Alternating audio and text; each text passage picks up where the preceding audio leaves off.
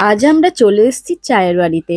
চায়ের বাড়ি এর আগে কোনোদিনই আমার আসা হয়নি। আজ প্রথম আমি এসেছি চায়ের বাড়িতে কিছু এনজয় করব বলে।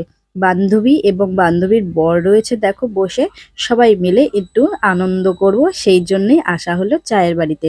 ভিতরের এনভায়রনমেন্টটা খুবই সুন্দর। চায়ের বাড়িতে অনেক রকম খাবার দাবারই পাওয়া যায়, আবার কম্বো প্যাকও রয়েছে। কিন্তু আমরা যেদিনকে এসেছিলাম সেদিনকে কম্বো প্যাকটা ছিল না, তাই আমরা কম্বো প্যাকটা অর্ডার করতে পারিনি। তাই জন্য আমরা নিয়ে নিলাম একটা সফট ড্রিঙ্ক আর পিৎজা ও বার্গার। বার্গারটা ছিল আমার ছেলের জন্য।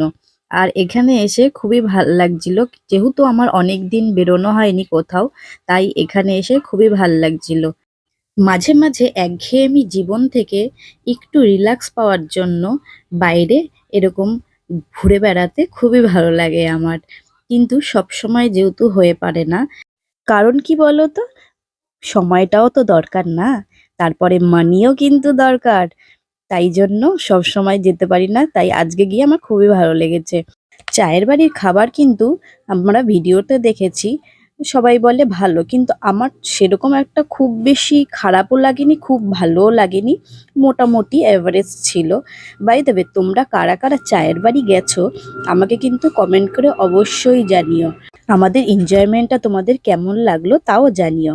টাটা।